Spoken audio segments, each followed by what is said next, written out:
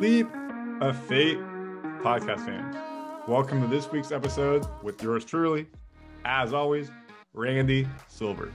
This week, my guest is Justin Peters. He's the host of the Struggle is Real podcast. Say hi to the fans, Justin. Hey, what's up, guys? So you can find Justin's podcast on all streaming platforms and on YouTube. And he is very similar to the Leap of Fate and what they talk about.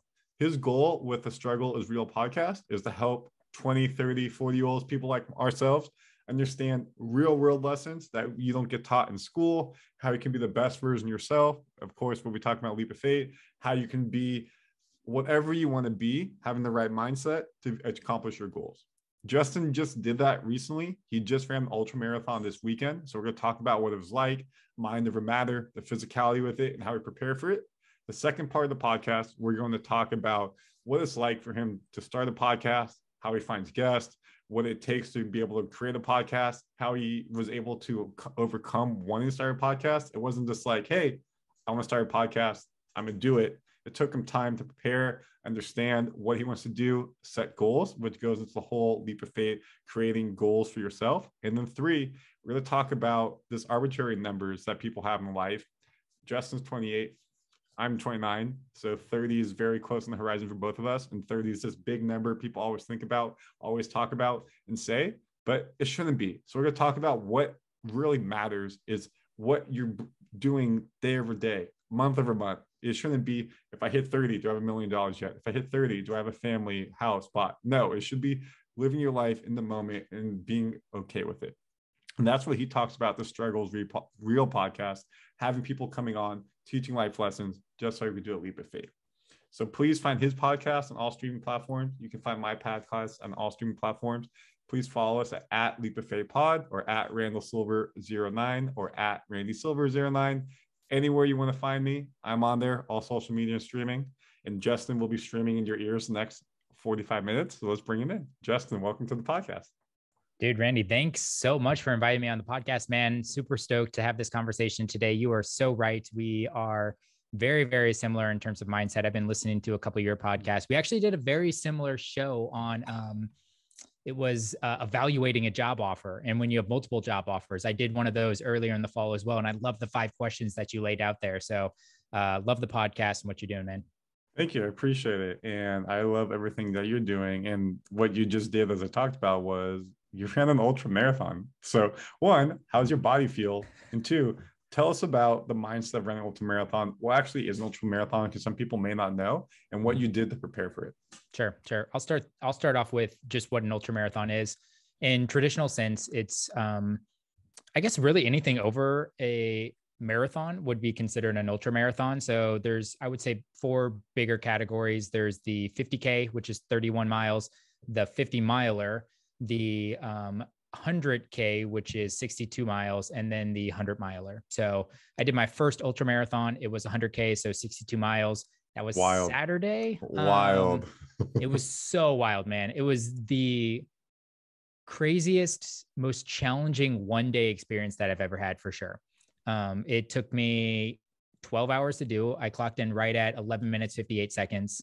I was shooting for 15 hours, so way under what I was expecting, but my body is beat up, man. You asked how I'm feeling.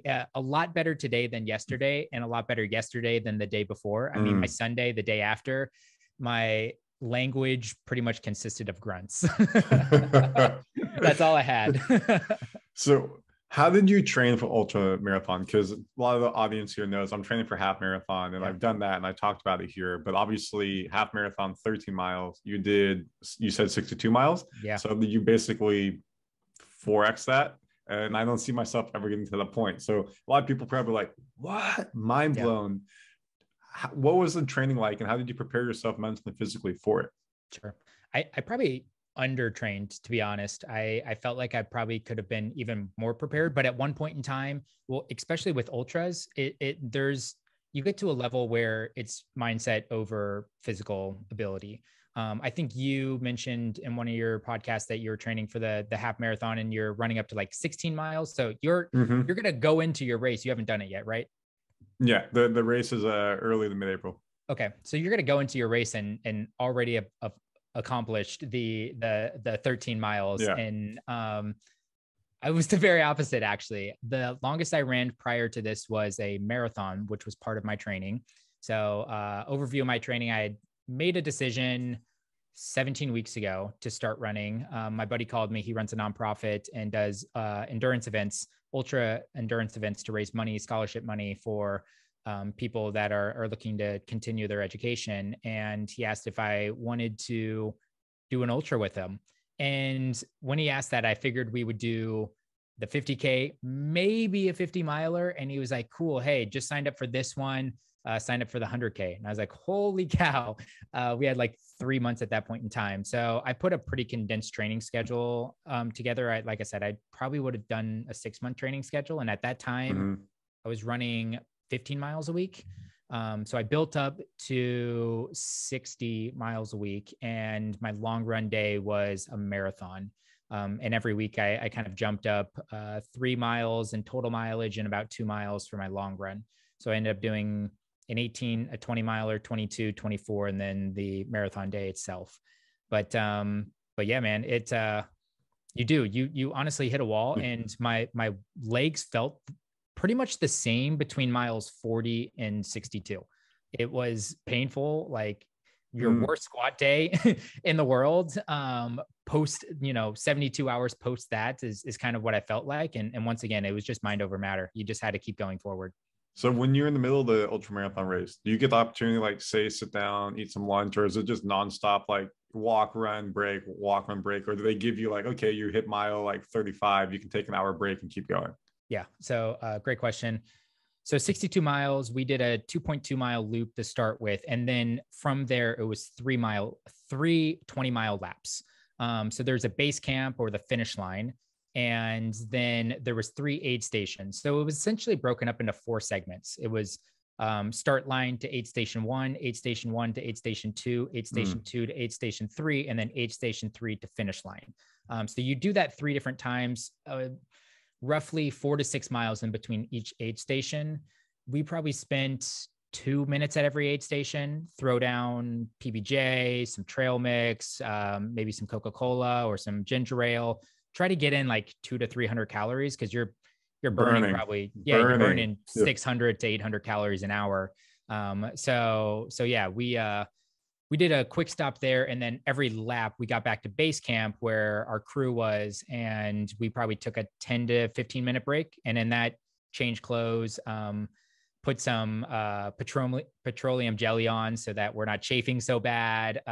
Try to get some more hearty food in us. But then we were back out. I mean, we didn't really want to spend too much time. The longer you sit, the more the lactic acid's got to sit in your legs, and the harder it's got to be to get going again. I was gonna say, just me doing the half marathon, like my training, the first I did was 6 miles, and I did 8, and I did 10, then did 13.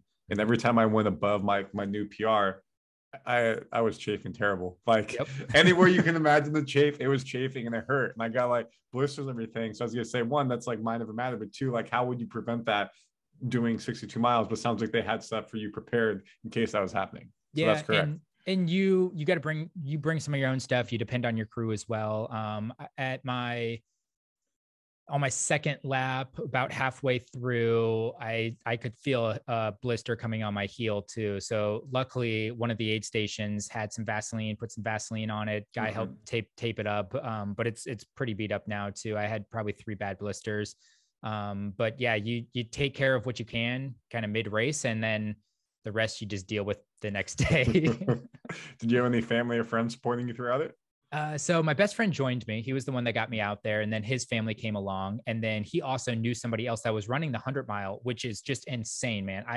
That is definitely next bucket list thing for me, but I need to decompress from this one before I sign up for that, because honestly, I could not imagine getting to mile 50 and thinking, holy shit, am I allowed to cuss on this? Yeah, you're good. Okay. You're good. Holy shit, I am only halfway done with this race so far. I mean, I felt that at mile 31 when I hit 31, and I said, oh my gosh, I have to do what I just did again on tired legs now. So yeah, it was. What was his time for 100 miles? Because you said you did 62 miles in about 11 and a half, 12 hours, and he Yep. did 100 miles in how long? He finished at 2 a.m., started at 6 a.m. So I think he was at 20 and a 20 half hours. hours. 20 yeah. hours. Yeah. He finished right around 2:30. And where did you guys run this?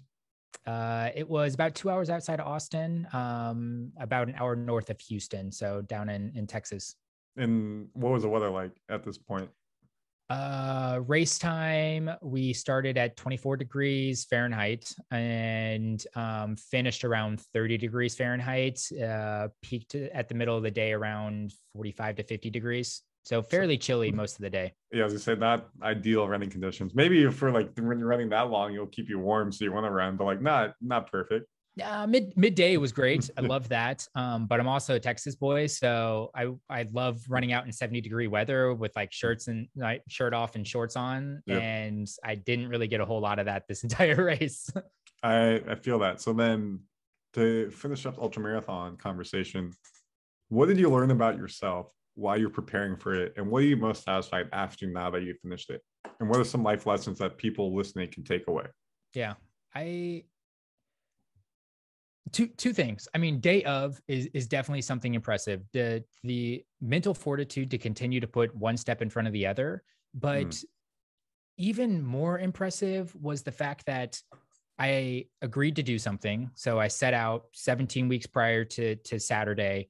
Yes, I want to run an ultramarathon. I put together a plan and I just executed on that plan. And I didn't deviate from that plan. I had the mileage that I wanted to hit that week and the long run mile that I wanted to hit as well. And I stuck to that every single week. And it just goes to show, regardless if you set out, you put a plan in place and you just execute on it, then you can probably really accomplish anything you can. I mean, I was running 2 to 3 miles a day, 15 miles max a week. No, 3 months ago, really. And it's kind of crazy that my body was able to get me through 62 miles in one day at that point in time. Yep. So I think a lot of people underestimate what their capability is. But at the same time, I started to build up some confidence and some strength because I set out on a plan and I just continued to execute on that plan time after time. And it doesn't have to be running. It could be any habit that you want to create. And I know you talk a lot about this in your goal setting podcast that you've had as well. But it's really setting out some small wins or a small plan for yourself and just continuing to iterate on that. And then all of a sudden you wake up and you realize like, holy cow, like I'm an ultra runner now. Like I can have that title. Yeah. And not only that, and I'll do one small brag on myself on this too. I ended up finishing 9th overall, which is just absolutely crazy to me. I expected 9th myself out of 8 people. I finished 9th. I think there was I had it down maybe like 130-ish runners in the field. And once again, I was going for completion. Everybody asked me like, what's your goal with this? And I'm like, I just want to finish it. I had a 15-hour plan put in place so that I just had checkpoints and I knew where I was against that plan. But anything better than average in terms of finishing, I would have been ecstatic about. And that 9th, I was like, holy cow. Like not only did I finish it and do 62 miles, but I was also competitive. That was not an expectation for me whatsoever. And it gets me a little excited about how I can take this momentum and apply it to whatever I want to do next. I love that. And that's what we call professional segue. You can tell he's a podcaster because this leads me into the next subject, which is the Struggle is Real podcast, which is Justin's podcast. And as I talked about in the opening, it's very similar to what the Leap of Faith is, where it's helping share life lessons that we don't really get taught in school. What is that real world stuff you need to know to be successful? For Justin, in your words, what made you want to start a podcast and how are you helping enable your audience? So I found podcasting as a medium maybe 5 years ago and absolutely fell in love with it. I realized I was an audio learner and I was like, holy cow, this is so great. But it didn't dawn on me until about 2.5 years ago that I could also be a part of this community of creators. It took me 8 months to actually act on that plan. I bought a mic in April of 2019 and actually didn't record my first podcast until January of 2020. And it took 8 me 8 months, man. And it took me some time to find my rhythm, to find my audience, to find what I wanted to do with it. At first, it was really just a passion project. It was like something I was excited about. I'm a big believer in using things outside of your career, like side projects, to build skills, meet new people, explore different interests. So that was part of it, and where it was coming from. But then I realized I just loved helping 20 somethings go through this like defining decade. Like, it is such a struggle. You get out of college, you get dumped out of college, and then it's just like, good luck. And some of that's great. I think we always learn best by just getting thrown into the fire and dealing with things. But at the same time, we don't have to do it alone. And that's really the premise of the show, is to bring these guests on that have some insight or some wisdom or a story to share around this moment or around a topic that they were struggling with. And hopefully they can lend that piece of advice or wisdom down to my audience and help them work through something they're either currently going through or going to be facing throughout their 20s. I think that's why it's very similar. Is like, I found podcasts as a medium as well, is to be able to share life lessons with people and be able to share a message. And mine came out of the pandemic when we were just stuck at home. And I was like, fair enough. I was feeling very isolated, like with my parents. Love you guys. Shout out to my parents are like, mid 20-year-old at your home, you can't leave, no friends and nothing. It's like very isolating. So how can I help to try to feel a part of the world and attached? Is I started the podcast to try to help people going through the same things, and it's ballooned to what it is today, which I never imagined. So my next question to you is like, how have you been able to evolve the podcast the past couple of years, and where do you see yourself for a vision as it continues to get bigger? Great question. When I initially set out on the podcast, I really only had two goals. I told myself that I wouldn't stop producing a show every other week for 1 year.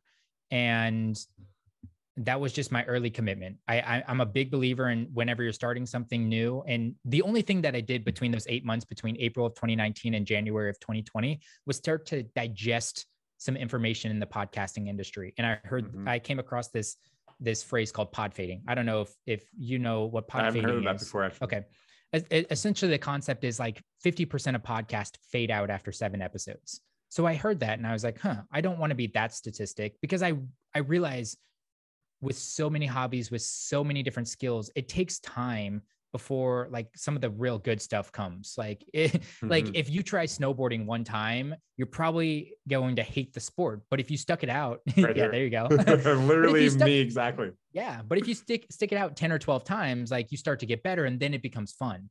I took that same concept and applied that to podcasting. I knew my first, 40 to 50 hours on mic were going to be a challenge. It was going to be a struggle. I mean, honestly, one of my friends reached out to me and said this like indirect comment, and I don't think he meant any harm by it, but essentially it was like, man, you're like really bad at reading your intro scripts. And I was like, oh, wow. Yeah. Okay. That's cool, man. Great. Super insecure about this whole thing, because you're publishing such like you know it, you pressed publish on that very first episode, and you just wait to see what people think. And you might have told a few people, but if you're going to post it on social, now everybody knows that you create podcasts. You have no idea who listened to it, who didn't listen to it. It's this really intimate and medium, and it's a quick judge medium too. So that took me a while to get through. But once again, I just got to stick it out for a year. And I really wanted to tie it to something tangible. So like, regardless of like the vanity metrics that I just can't control, like the number of downloads or views that I get, how can I make sure that if nobody listens to my episodes, I get something out of it? And a big thing for me was obviously the relationships you make. We've both met some really, really incredible people, Mark being one of them. He's just such a stand-up dude and has connected me with so many amazing people as well. But I was like, okay, what else do I want to bring into this? So like, being a great conversationalist was something I focused on my first 18 months, like becoming a great host. That is all I focused on the first 18 months. It's really doing my due diligence and being able to drive conversation. And you start to get better at that. Like, I set that skill out, and that was my intention from the get-go. And then I started, mid-teens into the 20s, getting some comments from some guests that were like, hey, you're like, it's been one of like my favorite podcasts that I've been on. You're such a phenomenal host. And you're like, the first one you brush off, the second one, you're like, thanks. The third one, you're like, maybe I am onto something here, which was really cool. And obviously I got to the 1 year mark for the podcast and I absolutely was loving it and having such a blast podcasting, and decided, you know what, I'm going to keep going with this. And it's continued to grow. And hopefully we'll continue to grow into something maybe more than just a side project eventually. But as of right now, I'm really enjoying what it is and keeping it where it's at.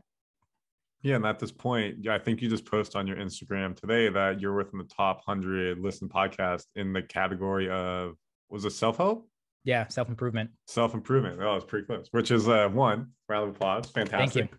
So, and then I have the very similar message, like if no one even listens to this podcast, which I don't think people will, I think people will because we have a good repertoire, but what am I learning? So I can learn something from each guest. I'm like, this is my way of getting free learning. If it's like, instead of like, fair enough, I'm not a big reader, but like if I can bring someone who wrote that book and take it from them, someone who's been a course lecturer, learn and things like that, it helps me just ever grow my own skills. And if you're out there listening to Leap of Faith every week, you're growing your skills from that. So as long as you listen to whatever you're listening to, whatever you're watching, if you're seeing the value, if that's just a dumb TV show to get away from real life, if that's an educational documentary, podcast, whatever, if you can provide value to it and it makes you happy, then who cares what people think about you? Who cares? Like personally for me as a host, I could be the worst host ever, but if you're providing value, then maybe I'm actually not that bad of a host. It's only perception of what you think that it is. And if you can get over what the perception feel about you or what the perception is that you do, then that's when you're winning life, because you're going to be enjoying it and not care what people are thinking.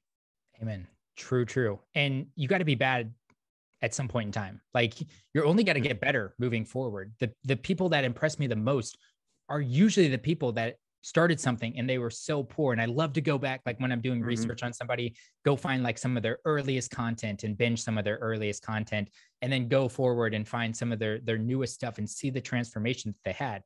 I do a similar practice with myself. Anytime I get to an anniversary date for an episode, I go back and I listen to that episode, and it's so humbling. Like, oh my gosh, like the production quality, the quality of questions that I ask, the structure and how I formalize the conversation are so much better now. But at the same time, dude, pat on the back for the old Justin too, for continuing to stick through it and getting myself to where I am today as well. So I just hit my 2 year mark in January, went back, listened to episode 1, and I'm just like, oh man. But then at the same time, like, dude, I'm so glad you continued.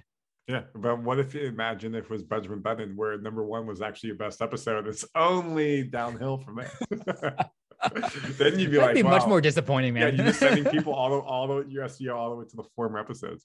So then taking away the part about you in the podcast, talk about some of the guests you brought on and how they've been able to help enable the audience that you have and the messages you're sharing.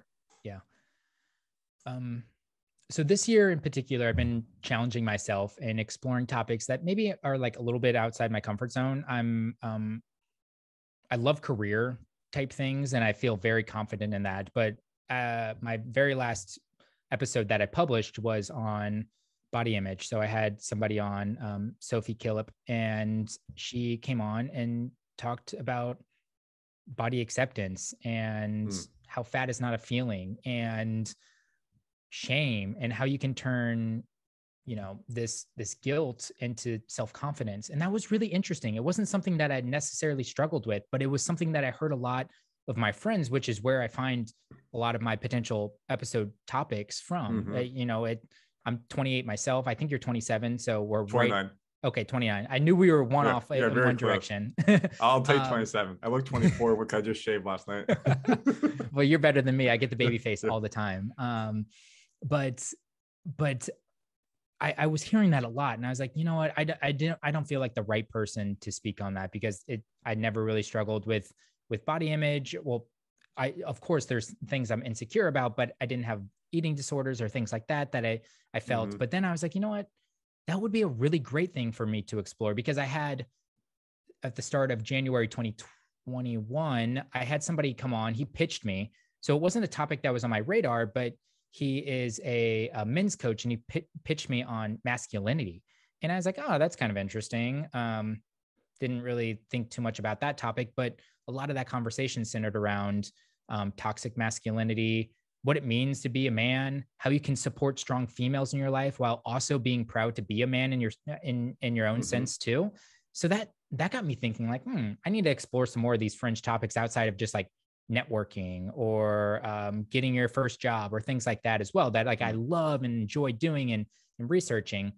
So this year has been a lot of that. So Sophie came on and I got a lot of great reception from some people that I was like, hey, Justin, I never would have thought you would have explored that topic. Thanks for doing that. And that was really surprising. I have somebody coming on Monday. I'll drop an episode around talking politics and religion without killing each other.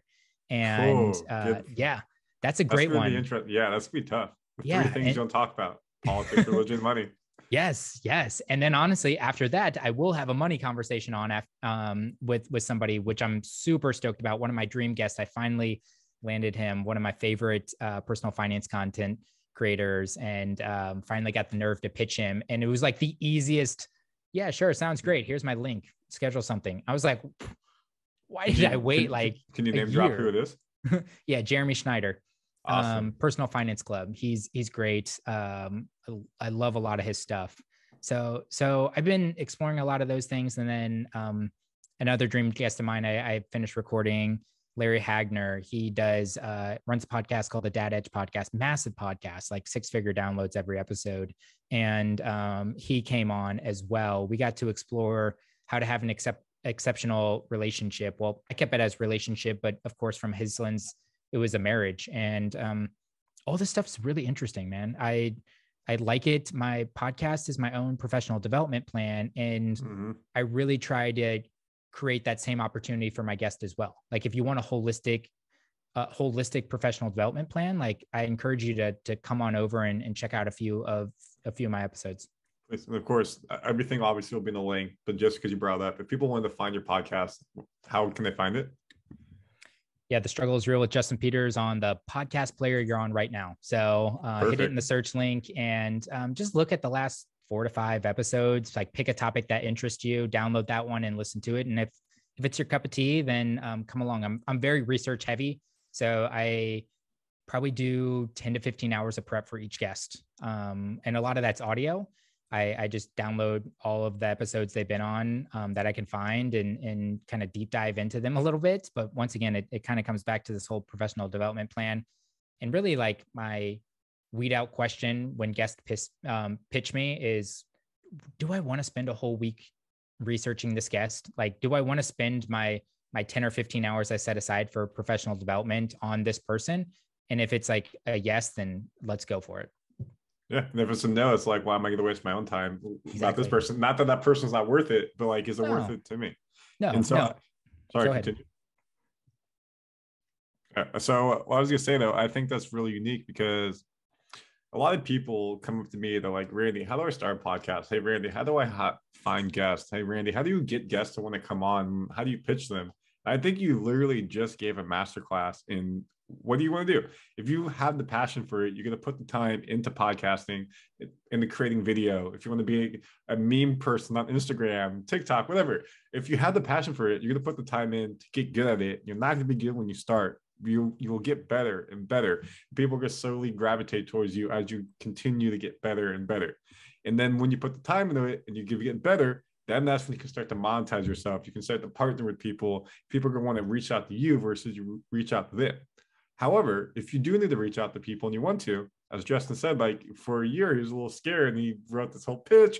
Guys like, yeah, but like people who have a message to share, regardless of the size, unless the people, like The Rock is super famous and busy, he's not going to come on to some lowly podcast, fair enough. But they want to share their message because it's a way for them to get free advertising, free SEO, things like that. If you guys remember, Swoop, there it is, guy. He's like, I go on 5-6 podcasts a week because like it's just free SEO for me. It takes an hour of my day every day to go on the podcast. I just get people to talk about me and share my message, and I get free publicized. So like people want to come on. So if you have the niche, if you have the product, if you have the ability to create a video, podcasting, and memes, whatever you need to do, people will come to you when you start to, one, ask for it, because 2, you always need to ask. It's going to be 1, you always need to ask. And 2, once you have the audience, people are going to start coming to you because they're going to see the value you provide.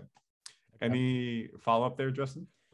No, I think you nailed it on a lot of that. I would encourage people not to be afraid to pitch. I mean, it usually goes one of two ways for me when I'm pitching people. It's either yes, let's go, or it's crickets. And they don't reply. Yeah. I really don't get a whole lot of like, no, your show looks lame, or like, no, you're too small, or things like that. Like I never hear of that. It's either they want to come on or they're not going to take the time to respond. One of the two. And I try to get into a rhythm routine of just anyone and everyone that is like really interesting to me. I'll pitch them, and you're pitching the next person and you kind of forget that you pitched somebody 3 weeks ago and they never replied. It is what it is, because honestly, the moments when you get someone that you're really excited about, you pitch them and they, like Jeremy Schneider, for example, I was ecstatic when I heard back that he wanted to be on the show. And that made the 9 people prior to that never responded way worth it. I'm like, whatever, who cares? It took me maybe 20 to 30 minutes to write all of those pitches, and it was so worth just landing this one person. Yep. And that's just like, you guys know I'm in sales. Like the one time you get the email saying I'm ready to buy, you're like, yeah, let's go, man. Got it. Let's go, baby. Yes. Show me the money. Show me the podcast. I have a little bit of a sales background as well, and I totally know that feeling. It's incredible. I love it. Yeah. So then kind of transition third to the last part that I want to talk about today is the other thing that we talked about last week for people is, finding yourself. A lot of us feel like when you see that big 30 coming, as you said, you're 28, I'm 29. It's like you hit 30 and bam, it's like, am I doing what I want to do in life? Is my life now over? Which it's not. Fair enough. It's not over. Like you still have so much time ahead of you. But that number 30 just rings a bell a lot of people, and people shouldn't see it as a benchmark that, am I successful or not? If you in that dream job or not? Am I have a family or not? Do I have a boyfriend, girlfriend, whatever it may be? That shouldn't be the benchmark. You should be comfortable in your skin and doing what you're doing. So Justin and I had a really good conversation around this. And obviously I'm closer to 30 than he is, but Justin, I'd like you to share with the audience your mindset and kind of how you're working through that. And I'll talk about mine after you're done. Yeah. I've been talking a lot about this like arbitrary 30-year-old deadline that so many of us 20 something set on ourselves. And I think it probably originated out of like somewhere between 18 and 22-year-old self. That's like, oh my gosh, like I have a plan in place for the rest of my life. And the rest of my life means like 30. So like everybody's like, I'm trying to be a self-made millionaire by 30, or I'm got to have 2.5 kids in a 1,400 square foot home by 30, or I want to have a business that does, this amount of revenue every single year by 30. And to be honest, 22 to 30 is just a crap shot. Like who knows what's going to happen there. And the beauty is of this age range too, it should be for exploration. It should be for curiosity. I tell so many people, don't get fixated. You're not trying to submit your career or a relationship or whatever in your 20s. You're trying to explore. You're trying to have professional curiosity. And that's what you should be focused on in your 20s. Don't get upset with yourself if you go to school, you get your 4 years bachelor's degree in like marketing, you go and you get in your dream job or your dream company as a marketing associate and work your way up and realize after 4 years, I hate marketing. This sucks. You know what you should do then? Go try something else. Don't try to like just make it happen. And when I say go try something else, just in the career context, it could be a completely different career. It could be a different role within inside that company. You could go explore things outside of your job, like this podcast. Like maybe I didn't know anything about the media industry prior to starting a podcast. Now I understand some things and I have a little bit of insight in it. And I'm like, maybe this industry could be kind of interesting. So I think I'm just a big believer in trying not to lock yourself into anything in your 20s and really just using it for exploration. I would be so stoked if someone came to me and was like, you know what? I've had 8 different jobs throughout this decade of my life. And, I think I have a better idea now going into my 30s, what I want to do versus somebody that's like, I went all in for my dream career. And then I found out after I finished school and I did 4 years in it that I absolutely hate it. And there's nothing wrong with that either. Because once again, 30 is just this arbitrary deadline and you still have so much life to go and explore. I have a lady coming on the podcast next week, Laura Rotter, and she changed careers after 30 years on Wall Street and she's doing something different. And it's just so beautiful to be like, hear her story and be like, she was in her late 50s whenever she just decided, I want to do something else. And guess what? You can do that at any point in time. Yeah, it could be 18, 30, 40, 50, 60, 70. Then, Justin, you know a person named Wayne Rooney? Why does that sound familiar? He's a famous European football player. He Okay, played for yeah. Manchester United. I was just about to say that. Yeah. So the reason why I bring him up is he just had the new documentary come on Amazon. It actually comes out today. And I listen to BBC football podcast every day. It's the updates and whatnot. And they're talking about his documentary. And they played a clip. And when he was between like 18 to 28, he was a wild child. He was getting in trouble in the media, getting in trouble in the news, getting in trouble with Manchester United. But he had a lot of talent. So they let him overcome the talent. And what he was talking about in the biography about him on Amazon was like, I just didn't know who I was between 18 and 28. And like, I was just making the same mistakes as any 18 through 28-year-old. I was just in the limelight playing for the best team. God-given skill and, work ethic to be there, to be at Manchester United, fair enough. But like, I was making the same dumb mistakes as every other person who was in my age bracket. It was just under the bright lights. Now that I can look back myself in my mid-40s, I can see with more maturity that it was okay to make those mistakes. But back then I didn't know how to handle it because there was so much scrutiny and media pressure. So it's almost a blessing in disguise to go to what you're saying, how to relate that is we can make those mistakes without the pressure, the media coming on you. Yes, you're going to probably feel the pressure because your parents are like, what are you doing? Your friends are like, what are you doing? But like, it's okay to make those mistakes because you're finding yourself. And 30 isn't just this benchmark to say, have you been successful or not? Have you hit $1 million or not? It's just to say, hey, congrats, you're in a new decade of your life. Now it's time to go conquer the world and move forward. And so that's how I see my 29 to 30 is like, I don't see 30 as this benchmark. I actually see 32 as a benchmark because COVID took away 2 years. So you got to push everything up 2 years. Fair enough. No, I love that. Yeah, but I don't see this benchmark. I'm like, cool. You know what? I hit 30. It's a new decade. It's obviously a good time to reevaluate yourself. Like, am I doing what I want to do? Is this a time to make a change? I want to find a new hobby. Am I where I'm at? But it isn't something that I think that should define people. I agree that I actually really like that a lot. The 32 part, right? Yes, the 32 part. Yeah, I'm going to stick to 32 now as well, because honestly, I'm not perfect either. And it could be 33. Nervous. Hopefully, we don't get to that point of coverage. Fair. I get a little nervous about 32 sometimes as well. But yeah, it's to bring it into some context. Like, I look at how much I've done from 20 to 28. I don't even feel like the same person. I don't know, like, if you look back at your 20-year-old self as well, do you even feel like you're like no like, if you had told me I'd be talking to you today on the podcast doing like content creation stuff, I'd be like, I don't use social media, and I'm all over social media now. And even more than that too, the values that I had then, the interests that I had, like, I just changed so much. And honestly, I've accomplished so much between 20 and 29. And maybe not everything that I wanted to accomplish, but now I have more insight and wisdom and skill sets and resources.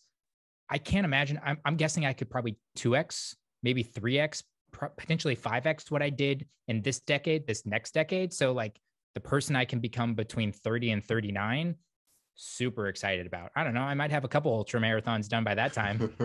You'll do an Ironman at that point. Yeah, man. So. And then the Struggle is Real podcast become, I made a successful podcast. You'll talk about how you made it successful.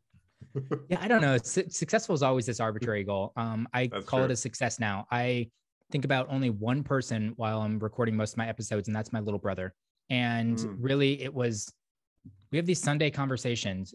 Sometimes we'll talk for 30 minutes. Sometimes it's 3 hours, but he'll be asking me these life questions. And sometimes I have some insight because he's 4 years younger than I am. And hindsight's 2020. And I can tell him like, hey, I kind of just went through this. But other times, like, he's asking me things, I'm like, dude, I'm struggling with that right now as well. Let me go see if I can find somebody that might know something or a little bit more about that. So I think about him all the time when I'm recording, and I'll call my podcast a success as long as he continues to listen to it and say that he's getting value out of it. Awesome. I love that. I think that's a great way to kind of tie off the podcast. And my little brother, Sammy, I hope you're listening. I can't say that you are, but no, you are. I know you do. I hope. Come on, Sammy. Yeah, come on, Sammy. Justin, thank you so much for coming on today. Can you tell the audience again if they can find you, how they can find you? Yeah, the struggle is real with Justin Peters on your favorite podcast player. Once again, find an episode that piques your interest, and then also you can connect with me directly on Instagram. I'm at Justin Lee Peters. I love to hear from people that listen to this episode. So tell me your favorite takeaway, and let's chat about Randy. Yeah, let's chat about Justin. And again, anything that he talked about today will be in the bio if you're listening on YouTube, Spotify, any audio platform, all that good. Justin, one last question for you. If people had one quick takeaway, 30-second high-level overview you wanted people to leave home today with, what would that be? Pick one thing that you want to accomplish this year, set a plan for it, and get it done. Like, honestly, it's not that hard if you go single focus on something. And I did 62 miles. I never saw myself running 62 miles until 3 months ago. You can decide to do anything that you want right now and set a date, pick a date, pencil it, circle it, and figure out how you can make sure that you're ready for that whenever between now and that this time coming up. And if you need help with that, here at Leap of Faith, we have all the January series around goal setting, emotional intelligence, how to prepare yourself for that. So Justin, thank you so much. You have given the audience so much great insight in how you can, one, overcome adversity, mind over matter, use mama mentality. If we didn't have a screen on here, you see Kobe behind me. To one, mama mentality, mama mentality, baby. Not to just physically be successful, but how to mentally be successful. Two, how to overcome your fears. If it's public speaking, if it's trying to learn, whatever you want to do in life, if that's how you can do it, asking people for help, always be learning, putting yourself in the best light for it. So one, people can find you, and two, making it known that you want to be at where it is and having people help you. And then three, 33 is arbitrary number moving forward. So just know that if you're coming up to 30 like me, or any decade, any number that you think is that, it's not there. Don't worry about that. It's just an artificial number. Your life doesn't change day over day. It doesn't change based off of a number changing from 2 to 3, 3 to 4, 5 to 6. What's changing is your mindset. And if you keep the mindset on the right path and same day over day, you will be successful as you have that mind. Love it. Justin, thank you so much for coming on today. We're going to go ahead and do the sign off. So I'd like you to repeat after me. Stay healthy. Stay healthy. Stay wealthy. Stay wealthy. And have a good week, fans. And have a good week, fans. Deuces. Deuces. Randy, it was such a blast, man. Thank you.